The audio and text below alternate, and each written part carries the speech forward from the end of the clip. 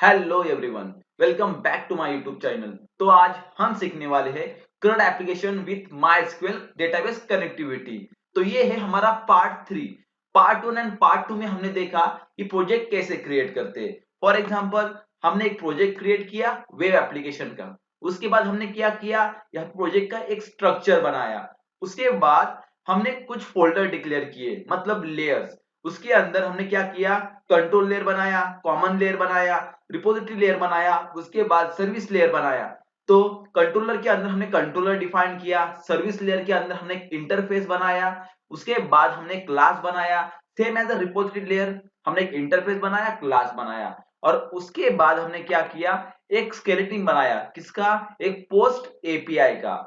उसके बाद हमने स्वैगर इंप्लीमेंट किया एंड स्वैगर थ्रू हमने वो एपीआई हमने यहाँ पे ब्राउजर पे डिस्प्ले करवाया। कब, जब हमें प्रोजेक्ट रन करवाते तब। तो चलो आज हम देखेंगे कि हम एपीआई कैसे बनाते इन अ फुल डिटेल। मतलब हम एपीआई डिफाइन करेंगे कंट्रोलर में, उसके बाद सर्विस लेयर के अंदर एक इंटरफेस बनाएंगे, क्लास के अंदर उसका इंप्लीमेंटेशन करेंगे, उसके बाद सेम एज रिपोजिटरी लेयर में एक इंटरफेस बनाएंगे एंड क्लास के अंदर हम पूरा लॉजिक लिखेंगे in a repository layer in a insert API का। उसके बाद हम कनेक्टिविटी देंगे किसके साथ, मायस्क्यूएल डेटाबेस के साथ, using .NET Core Web API and MySQL Database Connectivity।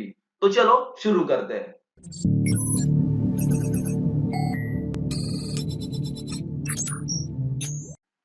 तो पार्ट 2 में हमने इंसर्ट की एपीआई का स्केलेटन बनाया था, किसके अंदर, कंट्रोलर के अंदर। तो चलो अब हम आगे वाला कोड लिखते हैं। तो यहाँ पे मैं फर्स्ट ट्राई कैच लगाता हूं, अगर कोई एक्सेप्शन आया तो वो भी हैंडल करना पड़ेगा। यहाँ पे कैच, उसके बाद एक्सेप्शन एक्स के बाद यहाँ पे अब हम क्या करेंगे, एक इंसर्ट इंफॉर्मेशन की एक रिक्वेस्ट बॉडी क्रिएट करेंगे। एंड रिक्वेस्ट बॉडी हम कहाँ क्रिएट करते हैं, कॉमन लेयर के अंदर। तो यहाँ पे कॉमन लेयर के अंदर मॉडल नाम का एक फोल्डर बनाया है, जिसके अंदर हम लिखेंगे इसकी ऐड इंफॉर्मेशन की बॉडी। तो क्लास, यहाँ पे हम नाम देंगे ऐड इंफॉर्मेशन, एंटर। उसके बाद तो यहाँ पे एक नेम स्पेस बन जाएगा। उसके बाद इसके अंदर एक क्लास बन चुका है जिसका नाम है ऐड इंफॉर्मेशन। हम इसे रीनेम करते हैं ऐड इंफॉर्मेशन रिक्वेस्ट, क्योंकि एक नेम स्पेस के अंदर हम मल्टीपल क्लास बना सकते हैं। तो इसी के अंदर हम रिक्वेस्ट क्लास भी बनाएंगे एंड रिस्पॉन्स क्लास भी बना सकते हैं। तो यहाँ पे हमने क्या किया, public class add information request का एक क्लास क्रिएट किया। उसके बाद सेम हम रिस्पॉन्स का भी क्लास बनाएंगे, किसके अंदर, सेम नेम स्पेस के अंदर, रिस्पॉन्स। ओके, एंड रिस्पॉन्स के अंदर हम क्या करेंगे, दो फील्ड डिक्लेयर करेंगे, पब्लिक बुल इज सक्सेस, जो हमें बताएगा हमारी एपीआई सक्सेसफुली एग्जीक्यूट हुई है या नहीं, गेट सेट उसकी प्रॉपर्टी। उसके बाद हम लिखेंगे पब्लिक स्ट्रिंग मैसेज, जो हमें बताएगा हमारा एपीआई सक्सेसफुल एग्जीक्यूट हुआ है या नहीं, मतलब सक्सेसफुल हुआ है या फेल हुआ है। उसके बाद अगर कोई एक्सेप्शन आया तो मैसेज के अंदर वो हमें दिखाई देगा। तो ये हमने लिखी रिस्पॉन्स बॉडी। उसके बाद हम रिक्वेस्ट बॉडी लिखते हैं। हम क्या क्या एंटर करेंगे, पब्लिक स्ट्रिंग यूजर नेम उसकी प्रॉपर्टी। उसके बाद पब्लिक क्या एंटर करने वाले, ईमेल आईडी। तो string email ID get and set property. उसके बाद हम क्या करेंगे, उसका मोबाइल नंबर भी लिखेंगे। तो पब्लिक स्ट्रिंग मोबाइल नंबर, हम मोबाइल नंबर स्ट्रिंग में लेते हैं। हम लेंगे तो उस इंटीजर में, बट हम स्ट्रिंग फॉर्मेट में वो एंटर करेंगे। उसके बाद पब्लिक सैलरी लेनी है तो हम इंटीजर में लेंगे, int salary get and set. Okay, तो यहां तक हो गया हमारा। उसके बाद हम क्या करेंगे, इसमें और एक फील्ड ऐड करेंगे जिसका नाम होगा जेंडर। तो पब्लिक स्ट्रिंग एंड जेंडर के बाद गेट एंड से। तो ये सारी फील्ड हमने ऐड की किसके अंदर, ऐड इंफॉर्मेशन रिक्वेस्ट के अंदर। तो चलो अब ये इंप्लीमेंट करते हैं कहा, कंट्रोलर के अंदर। तो कंट्रोलर कहाँ है, यहाँ पे हमारा कंट्रोलर है। तो रिक्वेस्ट बॉडी हम कहाँ डालते हैं, यहाँ पे ऐड इंफॉर्मेशन के मेथड के पैरामीटर के अंदर। तो यहाँ पे हमने उसको क्लास को इंपोर्ट किया कहाँ से, शो पोटेंशियल फिक्स एंड यहाँ पे यूजिंग नाम से हमने उसे इंपोर्ट किया। अब उसका हम एक इंस्टेंस बनाते हैं रिक्वेस्ट नाम का। उसके बाद हम क्या करेंगे, उसका रिस्पांस का क्लास भी यहाँ पे इंपोर्ट करेंगे। तो चलो ये कॉपी करते हैं एंड कंट्रोलर के अंदर स्पेस करते हैं और यहाँ पे इसका एक इंस्टेंस बनाते हैं जिसको हम मेमोरी भी अलोकेट करते हैं। ओके ये हुआ। उसके बाद हम क्या करेंगे, सर्विस लेयर के अंदर जाके इंटरफेस में हम एक इंटरफेस बनाएंगे किसका, ऐड इंफॉर्मेशन का। तो चलो बनाते हैं। तो सर्विस लेयर के अंदर हम जाएंगे इंटरफेस के अंदर यहाँ पे, और यहाँ पे बनाएंगे हम एक इंटरफेस किस मेथड का, ऐड इंफॉर्मेशन मेथड का। तो पब्लिक होगा वो, क्योंकि वो हमें दूसरे क्लास में भी हैंडल करना है। उसके बाद टास्क, इसके अंदर हम डालेंगे रिस्पॉन्स बॉडी, क्योंकि हमें रिस्पॉन्स रिक्वेस्ट, क्योंकि हमें रिस्पॉन्स रिटर्न करना है। तो ऐड इंफॉर्मेशन रिस्पॉन्स हमें रिटर्न करना है, यहाँ पे इंपोर्ट किया। उसके बाद हमारा मेथड का नेम, और मेथड के नेम के अंदर मतलब पैरामीटर में हम रिक्वेस्ट बॉडी यहाँ पे डिफाइन करेंगे, रिक्वेस्ट और उसका इंस्टेंस। तो ये हमने इंटरफेस बनाया। अब ये इंटरफेस कहाँ पे इनहेरिट होगा, सर्विस लेयर के अंदर में ही CRUD एप्लीकेशन एसएल क्लास में। तो देखो यहाँ पे ये इंटरफेस इनहेरिट है, मतलब एक्सटेंड है। तो यहाँ पे ये एरर दे रहा है, मतलब क्या कि जो हमने यहाँ पे एक इंटरफेस इंप्लीमेंट किया है वो कहाँ पे नहीं है, एसएल क्लास के अंदर। तो यहाँ पे ये इंप्लीमेंट करना पड़ेगा। तो यहाँ पे show potential and implement interface. तो देखो यहाँ पे ये इंटरफेस ऑटोमेटिकली आ चुका है। तो यहाँ पे हम क्या करेंगे, अब सिंपल ये हम डिलीट करते हैं एंड यहाँ पे रिटर्न करेंगे क्या, जो भी रिस्पॉन्स आएगा किधर से, रिपोजिटरी लेयर के अंदर से। तो पहले हमें रिपोजिटरी लेयर के अंदर एक इंटरफेस बनाना पड़ेगा, किसमें, इंटरफेस क्लास में। तो चलो यहाँ पे एक इंटरफेस मेथड हम इंप्लीमेंट करते हैं, पब्लिक, उसके बाद टास्क, उसके बाद ऐड इंफॉर्मेशन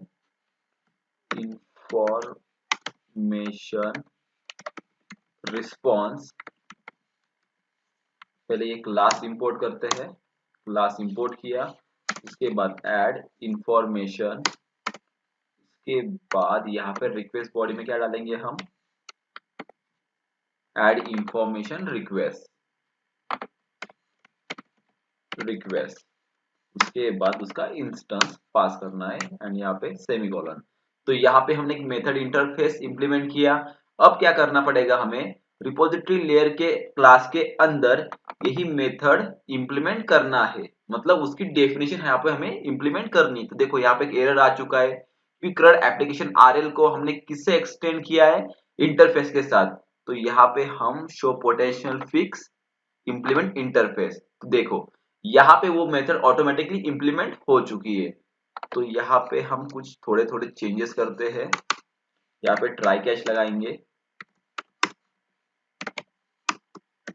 एक्सेप्शन हैंडलिंग के लिए एक्सेप्शन EX।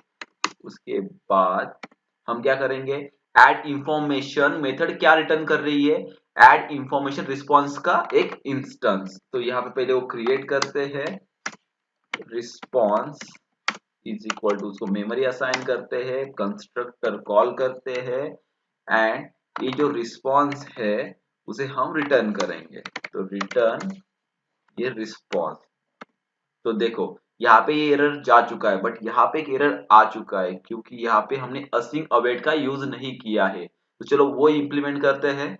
उससे पहले हम क्या करेंगे, जब हम रिपोजिटरी लेयर के अंदर आते हैं तो हम मेन लॉजिक लिखते हैं किसका, ऐड इंफॉर्मेशन का। मतलब यहां से डेटा हम कहा स्टोर करवाएंगे, डेटाबेस के अंदर। एंड हम कौन सा डेटाबेस यूज कर रहे हैं, माई एसक्यूएल। तो हमें एक माई एसक्यूएल डेटाबेस की कनेक्टिविटी क्रिएट करनी पड़ेगी, उसको लिंक करवाना पड़ेगा इस प्रोजेक्ट को। तो चलो अब हम वो कोड देखते हैं जिससे हम MySQL डेटाबेस को हमारा ये प्रोजेक्ट कनेक्ट कर सके। तो सबसे पहले हम क्या करेंगे, यहाँ पे सर्च करेंगे MySQL वर्कबेंच। तो यहाँ पे ये ओपन करने के बाद आपको एक स्कीमा दिखाई देगा। फॉर एग्जांपल ये कनेक्शंस जो मैंने बना के रखा था, तो यहाँ पे मैंने मेरा पासवर्ड डाल लिया एंड ओपन। ओके, तो यहाँ पे MySQL का वर्कबेंच जो सॉफ्टवेयर है वो ओपन हो चुका है। तो ये सॉफ्टवेयर आपको कब प्रोवाइड होगा, फॉर एग्जांपल आप जब MySQL का पूरा सेटअप इंस्टॉल करोगे आपके लैपटॉप के अंदर। तो यहाँ तक हम आ चुके हैं। तो सबसे पहले हम क्या करेंगे, यहाँ पे एक स्कीमा बनाएंगे। तो यहाँ पे राइट क्लिक करके क्रिएट स्कीमा, जिसका मतलब हम एक डेटाबेस क्रिएट कर रहे हैं। तो स्कीमा का नाम रखेंगे हम CRUD ऑपरेशन। ओके, एंड उसके बाद apply. Okay, then again apply and finish. तो यहाँ पे देखो एक स्कीमा हमारा बन चुका है, मतलब हमारा एक डेटाबेस बन चुका है। उसके अंदर हमें क्या क्या मिलेगा, table, view, store procedure, function जो हम इंप्लीमेंट कर सकते हैं। तो उसके बाद हमें क्या करना है, एक टेबल बनाना है। किसमें, CRUD ऑपरेशन के अंदर। तो चलो पहले वो टेबल बनाते हैं। तो यहाँ पे मैं आपको एक ट्रिक बताऊंगा। सबसे पहले यहाँ पे SQL पे क्लिक कीजिए। यहाँ पे ये फाइल ओपन होगी जिसमें आप आपकी SQL की क्वेरी लिख सकते हैं, क्रिएट टेबल की। तो चलो एक क्वेरी लिखते हैं हमें। तो क्रिएट टेबल, हम टेबल का नाम देते हैं CRUD एप्लीकेशन टेबल। तो CRUD एप्लीकेशन टेबल। उसके बाद हम यहाँ पे क्या करेंगे, हमारा कॉलम नेम डिक्लेयर करेंगे, मतलब हम कौन कौन से कॉलम यूज करने वाले हैं। तो पहले हम क्या बनाते हैं, यूजर आईडी होगी जो ऑलवेज यूनिक होगी, वो इंटीजर होगी एंड ऑटो इंक्रीमेंट होगी। जब मैं उसे यूनिक कहूंगा तो उसका मतलब क्या, वो प्राइमरी की होगी। तो चलो ऑटो इंक्रीमेंट, उसके बाद वो होगा प्राइमरी की। उसके बाद हम कौन सा कॉलम बनाने वाले हैं, यूजर नेम। तो यहाँ पे यूजर नेम और वो होगा स्ट्रिंग, मतलब वैरचर, और उसे हम लिमिट सेट करते हैं 255। उसके बाद हम ईमेल आईडी का एट्रीब्यूट डिफाइन करेंगे। तो यहाँ पे ईमेल आईडी और उसकी लिमिट हम सेट करेंगे 255 वैरचर कैरेक्टर। उसके बाद हम मोबाइल नंबर एट्रीब्यूट डिफाइन करेंगे, मोबाइल नंबर वैरचर, और उसकी लिमिट हम सेट करेंगे 10। उसके बाद हम क्या करेंगे, जेंडर डिफाइन करेंगे। तो जेंडर का एट्रीब्यूट लिया वैरचर, और उसकी लिमिट हम 10 सेट करते हैं। उसके बाद हम ये रिकॉर्ड एक्टिव है या इनएक्टिव है इसके लिए एक फ्लैग सेट करते हैं। तो इज एक्टिव का एक फ्लैग सेट किया, उसको बिट डिफाइन किया। बिट का डिफाइन करेगा, 1 हो तो एक्टिव और 0 हो तो डीएक्टिव, और बाय डिफॉल्ट हम उसे रखेंगे 1। एंड यूजर नेम हम बाय डिफॉल्ट क्या रखेंगे, कुछ नहीं, बट ये नॉट नल होना चाहिए। तो यहाँ पे हमने थोड़े वैलिडेशन लगाए, कहाँ पे, डेटाबेस के अंदर, not null, not null and not null. तो यहाँ पे हमने ये किया। और मोबाइल नंबर बाय डिफॉल्ट हम रखते हैं, डिफॉल्ट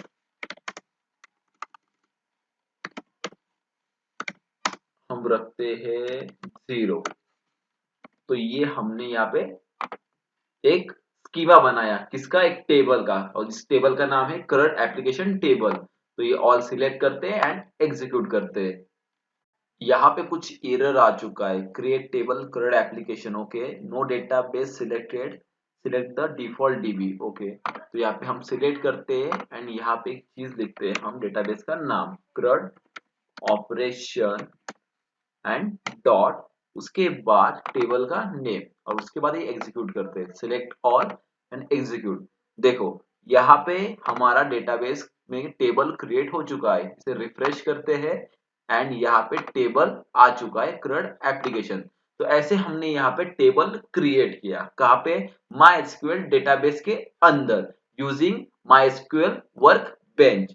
तो चलो हम फिर से कोड के अंदर जाते हैं यहाँ पे, और यहाँ पे हम कनेक्टिविटी देते हैं MySQL डेटाबेस की। तो फॉर एग्जांपल हम ऐप सेटिंग के अंदर जाते हैं और यहाँ पे डेटाबेस की स्ट्रिंग लिखेंगे। तो चलो लिखते हैं डेटाबेस कनेक्शन स्ट्रिंग।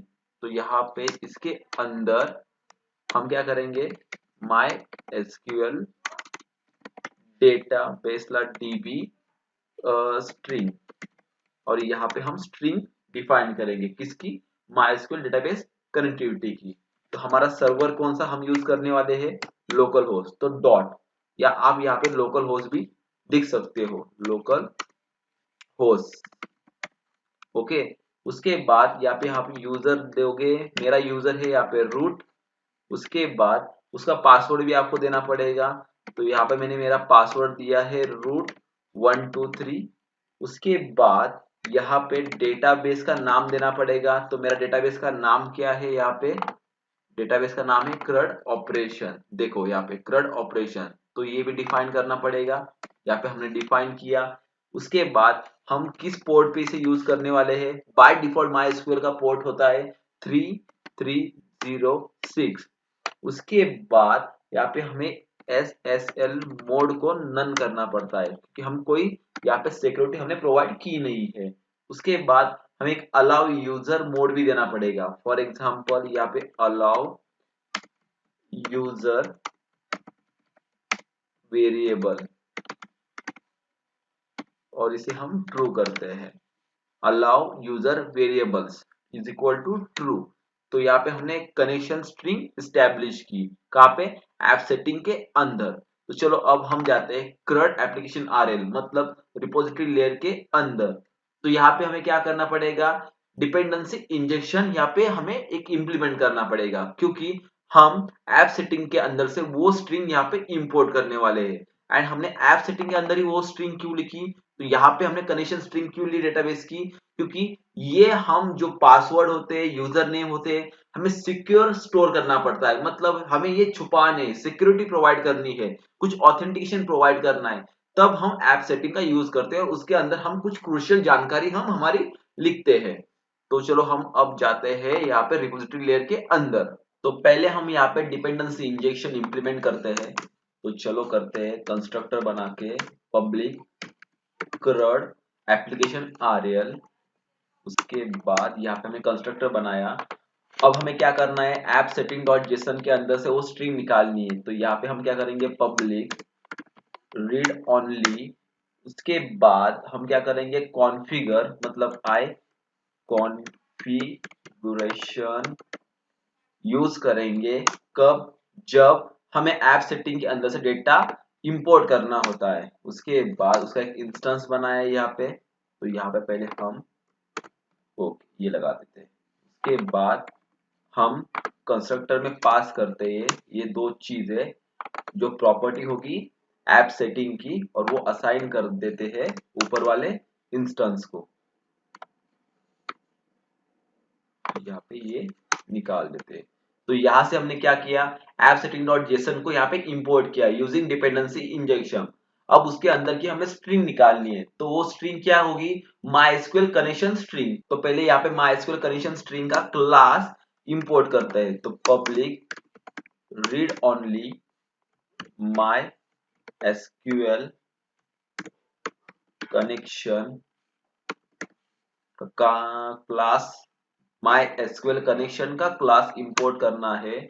तो उसके लिए हमें चाहिए इंस्टॉल करना MySQL कनेक्टर पैकेज। तो यहाँ पे जाने के बाद आपको यहाँ पे find and install latest version को क्लिक करना है, बट आपका इंटरनेट ऑन होना जरूरी है। तो यहाँ पे हम ये चीज डाउनलोड करते हैं। अब क्या होगा, यहाँ पे MySQL कनेक्टर डाउनलोड हो रहा है। तो यहाँ पे डाउनलोड कंप्लीट हो चुका है, देखो यहाँ पे आ चुका है। एंड यहाँ पे हमने उसका एक इंस्टेंस बनाया MySQL का। तो ऐसे हमने ये चीज इंप्लीमेंट की। अब क्या करेंगे हम, यहाँ पे MySQL कनेक्शन के पहले हम लगाते हैं अंडरस्कोर, और यहाँ पे अंडरस्कोर MySQL कनेक्शन में वो स्ट्रिंग असाइन करते हैं न्यू MySQL कनेक्शन। एंड हमें कॉन्फ़िगर के अंदर से वो स्ट्रिंग मिल जाएगी, कैसे, ऐसे। तो यहाँ पे नेम क्या था, कनेक्शन स्ट्रिंग, यहाँ पे डाला, यहाँ पे double dot MySQL DB connection, यहाँ पे हमने डाला। ओके, तो यहाँ पे हमने क्या किया, MySQL कनेक्शन के कंस्ट्रक्टर के अंदर हमने ये स्ट्रिंग पास की, जिससे हमें MySQL कनेक्शन हमारा इस्टेब्लिश हो गया। किसके साथ, रिपोजिटरी लेयर के साथ। तो यहाँ पे क्या हो रहा है, एक एरर आ चुका है। ओके, हमने डबल अंडरस्कोर लगाया था, तो यहाँ पे ये चीज इस्टेब्लिश हुई MySQL कनेक्शन की। अब हम क्या करेंगे, ये कनेक्शन स्ट्रिंग यूज करेंगे यहाँ पे डेटा सेव करवाने के लिए, किधर, डेटाबेस के अंदर। तो चलो अब हम इंप्लीमेंट करते हैं ऐड इंफॉर्मेशन का लॉजिक। तो यहाँ पे पहले हम ट्राई कैच के अंदर वो कोड लिखने वाले हैं। तो यहाँ पे हम क्या करेंगे, पहले चेक करेंगे कि हमारा कनेक्शन जो MySQL में हम क्रिएट करेंगे वो ये ओपन है या नहीं। तो इफ कंडीशन लगा के MySQL connection dot state not equal to system dot data dot connection state dot open. ये क्या कर रहे हैं, हम चेक कर रहे हैं कि MySQL कनेक्शन का जो भी स्टेट है वो ओपन है या नहीं। अगर ये ओपन नहीं है तो इसे हम ओपन करेंगे, अगर ये ओपन है तो यहाँ पे अंदर जाएगा नहीं। तो असिंक अवेट का हम यूज करने वाले हैं। तो यहाँ पे असिंक लगाते हैं और यहाँ पे await MySQL connection dot open async. तो यहाँ पे हमने कनेक्शन ओपन किया। अब हम क्या करेंगे, यूजिंग, इसके अंदर हम क्या करेंगे, MySQL कमांड का एक इंस्टेंस बनाएंगे। तो चलो बनाते हैं MySQL कमांड का इंस्टेंस। यहाँ पे बनाया एक SQL कमांड का इंस्टेंस इज इक्वल टू, हम क्या करेंगे, न्यू MySQL कमांड। उसके अंदर हम क्या पास करने वाले हैं, पहले क्वेरी और उसके बाद MySQL कनेक्शन का इंस्टेंस। तो हमें क्वेरी के लिए क्या करना पड़ेगा, क्वेरी के लिए हम क्या करेंगे, कॉमन यूटिलिटी बनाएंगे, जिसके अंदर हम क्या करेंगे, क्वेरी लिखेंगे हम XML में और वो इंपोर्ट करेंगे कहाँ पे, रिपोजिटरी लेयर के अंदर। तो चलो हम एक फोल्डर बनाते हैं कॉमन यूटिलिटी, जिसके अंदर हम बनाएंगे एक SQL क्वेरी का क्लास। तो यहाँ पे add new folder common utility, उसका नाम होगा, एंड इस फोल्डर के अंदर हम बनाएंगे एक क्लास जिसका नाम होगा SQL क्वेरीज। तो यहाँ पे SQL क्वेरीज इस क्लास का हमने नाम रखा। ओके, अब हम क्या करेंगे, एक XML फाइल बनाएंगे, कहाँ पे, इस प्रोजेक्ट के अंदर। तो यहाँ पे हम राइट क्लिक करते हैं, ऐड न्यू आइटम, उसके बाद डेटा, उसके बाद XML फाइल, और जिसका नाम हम सेम रखेंगे SQL queries, SQL queries. Okay, इसके अंदर हम क्या लिखेंगे, क्वेरी लिखने वाले हैं, किसकी, SQL की। तो यहाँ पे हम एक टैग बनाते हैं पहले, क्वेरीज, ये टैग बनाया हमने। फिर से हम आते हैं इस क्लास के अंदर। इस क्लास के अंदर आने के बाद हम छोटा सा कोड लिखते हैं जिसमें हम वो SQL queries dot XML file यहाँ पे इंपोर्ट करेंगे। तो चलो लिखते हैं पब्लिक, उसको हम स्टैटिक रखेंगे, उसके बाद आई कॉन्फ़िगरेशन, क्योंकि हम आई कॉन्फ़िगरेशन क्लास यूज करके जेसन XML फाइल, जो डेटा फाइल्स होती है वो इंपोर्ट कर सकते हैं। उसके बाद हम ये क्लास इंपोर्ट करते हैं, उसका एक इंस्टेंस बनाते हैं कॉन्फ़िगरेशन, आगे हम एक अंडरस्कोर लगाते हैं, उसके बाद इज इक्वल टू न्यू, उसके बाद कॉन्फ़िगरेशन बिल्डर, और उसमें हम क्या क्या करेंगे, ऐड XML फाइल। तो यहाँ पे ढूंढना, ऐड XML फाइल, कौन सी हमें ऐड करनी है, SQL queries dot XML file. तो यहाँ पे उसका नाम लिखते हैं SQL queries dot XML file.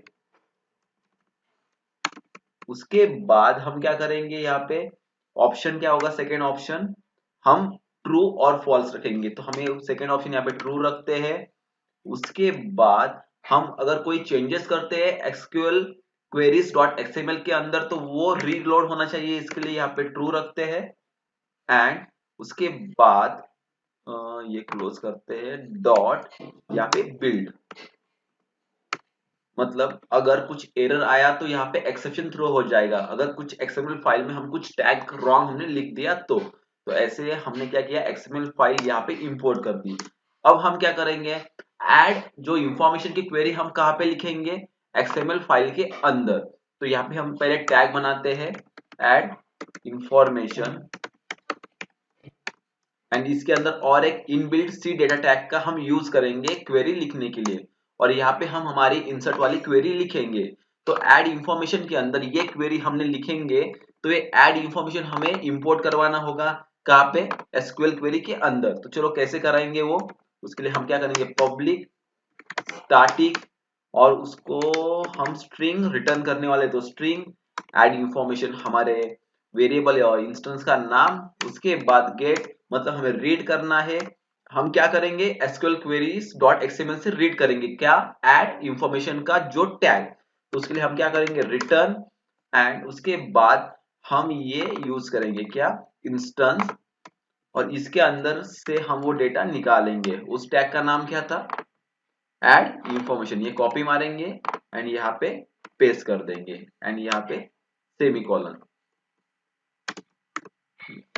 Okay, तो अब हम क्या करेंगे, ये ऐड इंफॉर्मेशन वाला जो भी है हमने इंस्टेंस बनाया था एसक्यूएल क्वेरीज डॉट सीएस के अंदर, वो इंपोर्ट क्या करेंगे, रिपोजिटरी लेयर के अंदर। तो यहाँ पे हम क्या करेंगे, MySQL कमांड के अंदर वो स्ट्रिंग आ जाएगी जो हम XML फाइल में लिखी है, वो किसके अंदर आ जाएंगी, SQL queries डॉट cs के अंदर आ जाएंगी। उसके बाद वो आ जाएगी रिपोजिटरी लेयर के अंदर। तो यहाँ पे हम वो क्लास पहले इंपोर्ट करते हैं, SQL queries class show potential fix, और यहाँ पे वो क्लास हमने इंपोर्ट किया, और उसके बाद डॉट, देखो ऐड इंफॉर्मेशन का ये इंस्टेंस यहाँ पे हम एक्सेस कर सकते हैं क्योंकि वो चीज पब्लिक लिखी थी हमने। यहाँ पे देखो उसका मेंबर डेटा एक्सेस क्या था, पब्लिक, इसको वजह से हमने इसको एक्सेस किया कहाँ पे, रिपोजिटरी लेयर के अंदर। एंड उसके बाद हम कौन सा इंस्टेंस पास कर देंगे, MySQL कनेक्शन का इंस्टेंस इसके अंदर पास करेंगे। अब क्या हुआ, एसक्यूएल कमांड का एक इंस्टेंस क्रिएट हुआ। तो ऐसे हमने ये चीज यहाँ पे इंप्लीमेंट की। अब हम क्या करेंगे, यहाँ पे कुछ तो एरर आया है। ओके, यहाँ पे ये चीज बाकी थी। ओके, तो यहाँ पे एसक्यूएल कमांड का एक इंस्टेंस क्रिएट हुआ।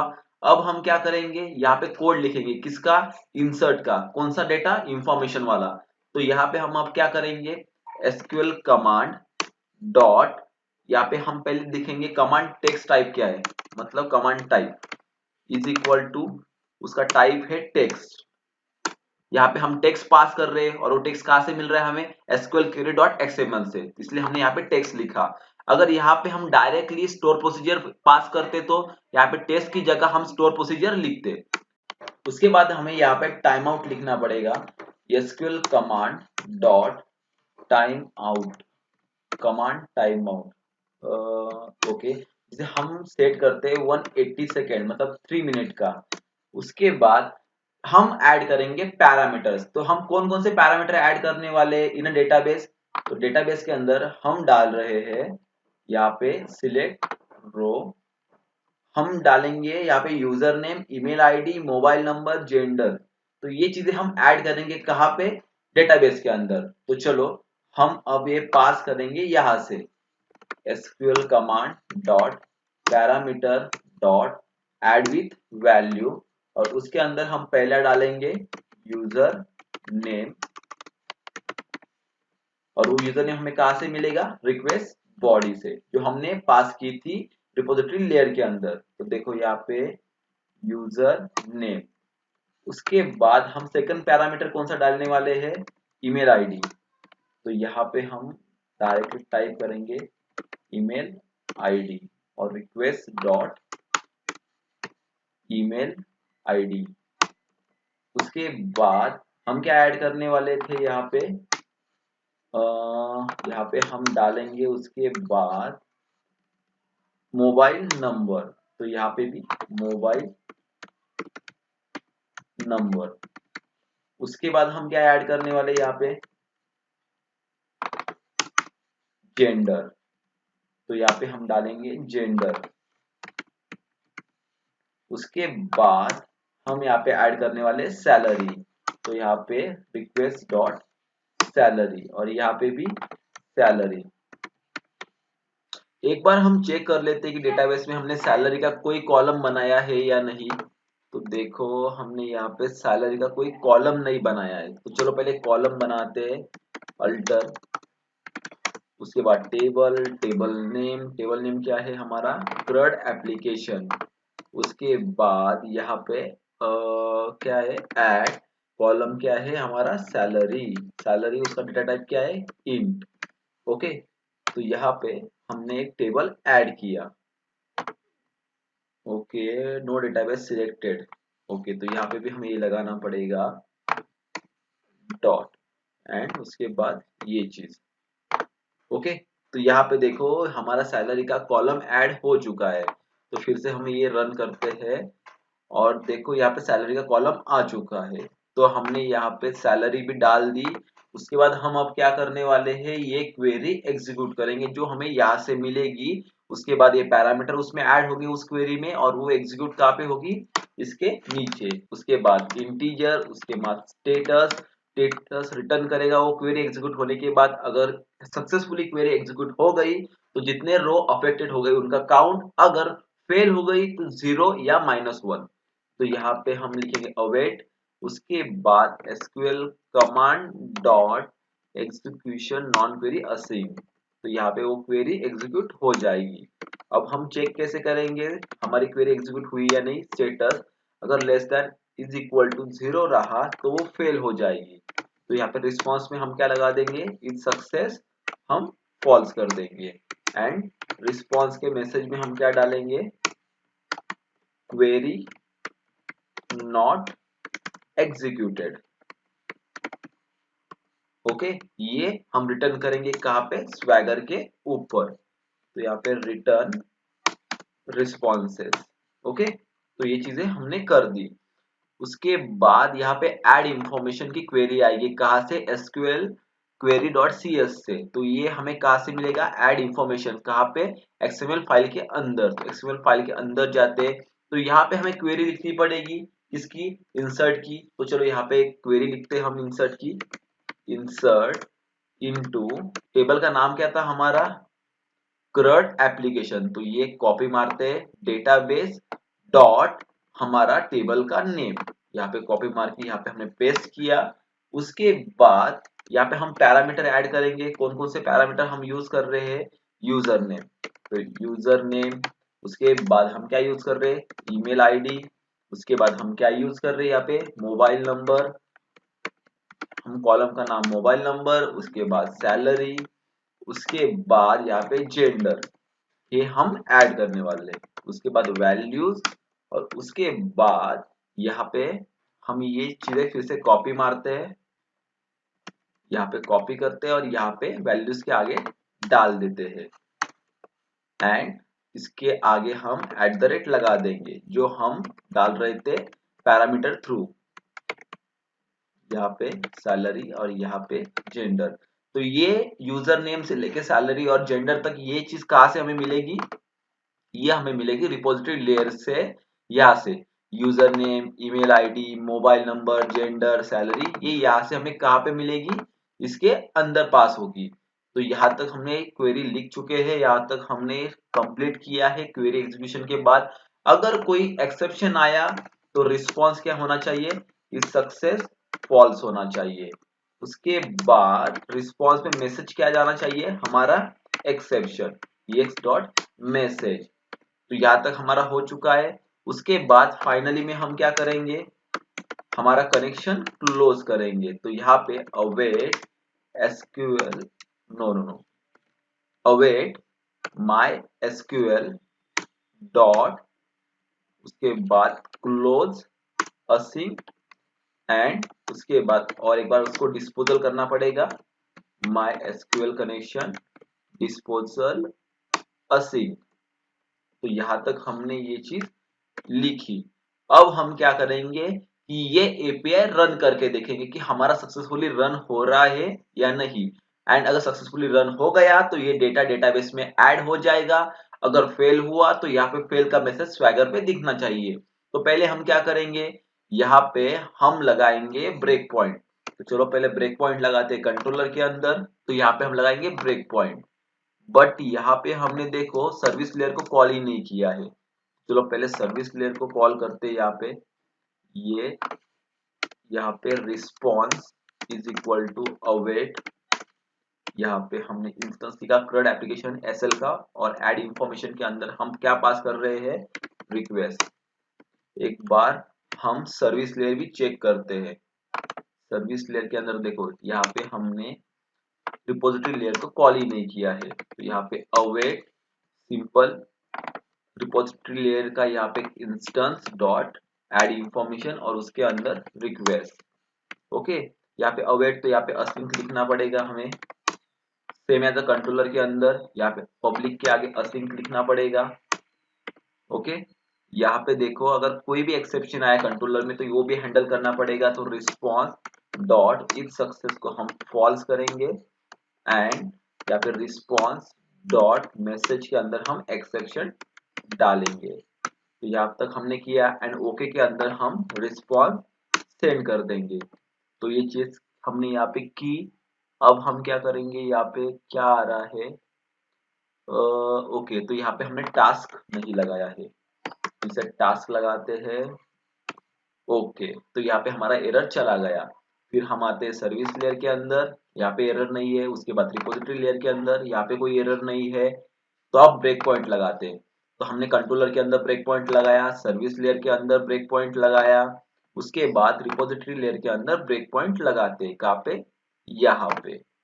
तो चलो अब हम ये एपीआई रन करके देखते हैं कि हमारा डेटा सक्सेसफुली ऐड हो रहा है या नहीं डेटाबेस के अंदर। तो रन सर्वर, उसके बाद ये बिल्ड होगा। बिल्ड होने के बाद हमें पता चलेगा कि कोई एरर आया है या नहीं। अगर सक्सेसफुली बिल्ड हुआ तो स्वैगर ओपन हो जाएगा। अगर बिल्ड सक्सेसफुल फेल हो गया तो हमारा यहाँ पे एरर शो हो जाएगा। तो देखो स्वैगर सक्सेसफुली रन हो चुका है, मतलब हमारे प्रोग्राम में कोई एरर नहीं है। यहाँ पे देखो ओपन करने के बाद हमें रिक्वेस्ट बॉडी भी दिख रही है। ट्राइट आउट से हम ये फिल कर सकते हैं एंड एग्जीक्यूट कर सकते हैं। उसके बाद ये जाएगा कहाँ पे, कंट्रोलर के अंदर। यहाँ पे वो हमारा कंट्रोल आएगा किसका, प्रोग्राम का। उसके बाद वो जाएगा सर्विस लेयर के अंदर, और उसके बाद वो जाएगा रिपोजिटरी लेयर के अंदर। तो ऐसे प्रोग्राम एग्जीक्यूट होगा। तो चलो ये एपीआई हम एग्जीक्यूट करके देखते हैं यहाँ पे स्वैगर के ऊपर। तो चलो अब हम ये एपीआई रन करके देखते हैं। तो हमारा यूजर नेम होगा यहाँ पे विशाल, उसके बाद ईमेल आईडी होगा विशाल टेक्नोलॉजी @gmail.com। उसके बाद मोबाइल नंबर होगा हमारा 123। उसके बाद हम सैलरी लिखेंगे यहाँ पे 10,000, और जेंडर में डालेंगे हम यहाँ पे मेल, एंड एग्जीक्यूट। तो देखो कंट्रोलर का आ चुका है कंट्रोल लेयर के अंदर। यहाँ पे ये रही हमारी रिक्वेस्ट बॉडी जिसके अंदर हमने सारे इनपुट डाल चुके हैं, email ID, gender, mobile number, salary and user name. तो चलो अब इसे हम डिबग करते हैं। तो यहाँ पे F10 दबाते हैं, नेक्स्ट, उसके बाद नेक्स्ट नेक्स्ट नेक्स्ट। देखो यहाँ पे सर्विस लेयर के अंदर आ चुका है। उसके बाद नेक्स्ट, यहाँ पे रिपोजिटरी लेयर के अंदर आ चुका है। यहाँ पे अब करेक्शन चेक होगा, अगर ओपन रहा तो आगे जाएगा, अगर ओपन नहीं रहा तो अंदर जाके ओपन हो जाएगा। देन नेक्स्ट, देखो कनेक्शन ओपन नहीं है इसलिए अंदर चला गया। देन कनेक्शन ओपन हुआ, देन नेक्स्ट, देखो कनेक्शन ओपन हुआ अभी, नेक्स्ट नेक्स्ट। देखो यहाँ पे आ चुका है नल। यहाँ पे एक्चुअली स्ट्रिंग आनी चाहिए, नल क्यों आया है।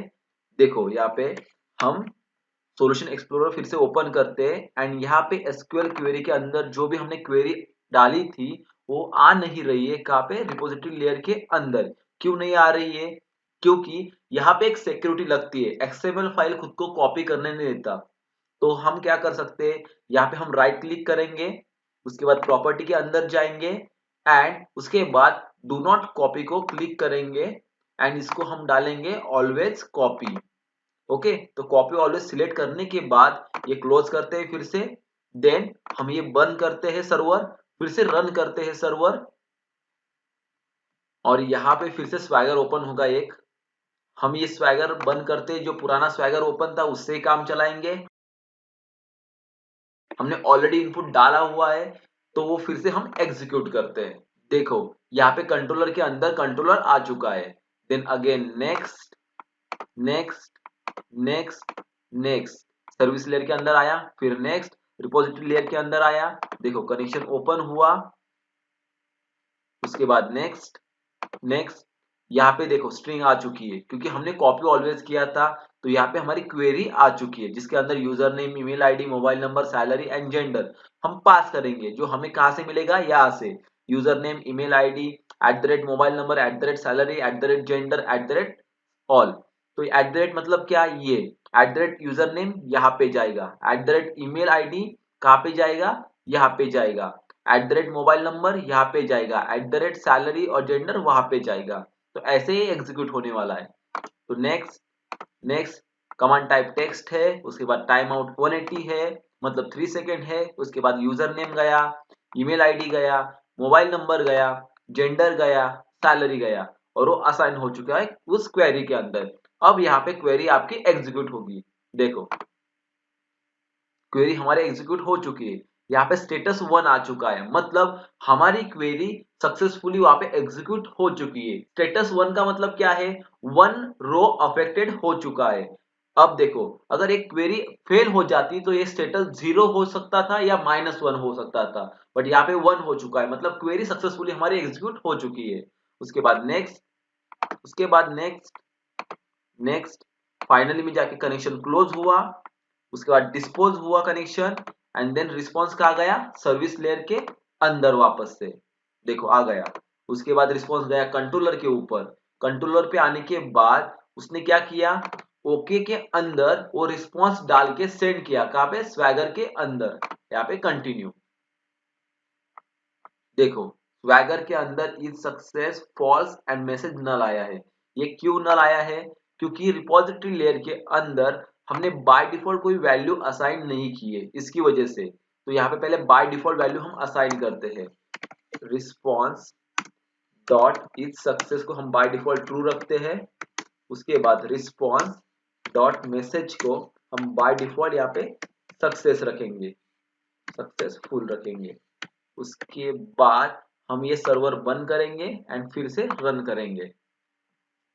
ये स्वैगर बंद करते हैं, यही पुराना वाला स्वैगर ओपन रखते हैं, यहाँ पे सिर्फ वैल्यू चेंज करते हैं। विशाल की जगह हम डालते हैं यहाँ पे इंडिया। उसके बाद विशाल टेक्नोलॉजी @gmail.com की जगह डालेंगे इंडिया टेक्नोलॉजी @gmail.com, इंडिया। उसके बाद मोबाइल नंबर 1234 डालते हैं, सैलरी डालते हैं हम 1 लाख, उसके बाद जेंडर डालते हैं female. Okay, then execute. Controller के अंदर आया, फिर वो सर्विस लेयर के अंदर गया, फिर रिपोजिटरी लेयर के अंदर गया, फिर कंटिन्यू करके रिस्पांस सेंड हुआ कंट्रोलर को, और कंट्रोलर ने कहां पे सेंड किया, स्वैगर के ऊपर। देखो इस सक्सेस यहाँ पे ट्रू आया है, मैसेज भी सक्सेसफुल आया है, मतलब हमारी क्वेरी सक्सेसफुली एग्जीक्यूट हो चुकी है, मतलब हमारा एपीआई सक्सेसफुली रन हो चुका है। अब हम एक बार डेटाबेस चेक करते हैं। तो यहाँ पे हम क्या करेंगे, select star from CRUD application का जो टेबल है वो यहाँ पे सिलेक्ट करते हैं, या आप यहाँ पे ऐसे भी कर सकते हैं। CRUD एप्लीकेशन पे राइट क्लिक कीजिए, सिलेक्ट रो, लिमिट 1000। देखो यहाँ पे हमारा फर्स्ट रिकॉर्ड भी आ चुका है, Vishal, Vishal technology @gmail.com, mobile number 123, mail is active by default 1 होगा, सैलरी उसकी 10,000 की थी। और सेकंड रिकॉर्ड हमने एग्जीक्यूट किया था India, India technology @gmail.com, mobile number 1234, female 1 lakh, salary. मतलब ऐसे हमने हमारा एक इंसर्ट का एपीआई यहाँ पे रन किया है या एग्जीक्यूट किया है। तो यहाँ तक आपको आई होप सो समझ में आ चुका था कि हमने कैसे एपीआई लिखा है, कैसे सर्विस लेयर पे उसे डिफाइन किया है, कैसे रिपोजिटरी लेयर पे हमने हमारा लॉजिक डिफाइन किया है, कैसे हमने कनेक्शन स्ट्रिंग बनाई डेटाबेस के साथ, कनेक्शन एस्टेब्लिश किया मायस्क्यूएल सर्वर के साथ, कैसे रिकॉर्ड एंटर किया, कैसे रिस्पॉन्स मिला। ये सारी चीजें आज हमने इस वीडियो में देख चुके हैं। आई थिंक सो आपके सारे कंसेप्ट यहाँ तक क्लियर हो चुके होंगे। आगे आने वाले ऐसे बहुत सारे वीडियो आपको देखने को मिलेंगे, उस सारे वीडियो में मैं आपको वैलिडेशन का, एक्सेप्शन का, उसके बाद मैं आपके सारे लॉगर्स के कंसेप्ट क्लियर करूंगा। उसके बाद हम बहुत सारे एपीआईज लिखेंगे, गेट की, गेट बाय आईडी की, उसके बाद डिलीट की, डिलीट ऑल की, उसके बाद पुट की, पैच की, इन दोनों में डिफरेंस क्या होता है ये देखेंगे, एक्सेप्शन हैंडलिंग देखेंगे। ऐसे बहुत सारे वीडियो हम इस वीडियो सीरीज में बनाने वाले हैं। तो ये सारी सीरीज आप फॉलो कीजिए। अगर आपके माइंड में कोई भी क्वेश्चन हो तो प्लीज कमेंट बॉक्स पे कमेंट कीजिए। ज्यादा से ज्यादा वीडियो को लाइक कीजिए, शेयर कीजिए, सब्सक्राइब कीजिए, and thank you very much.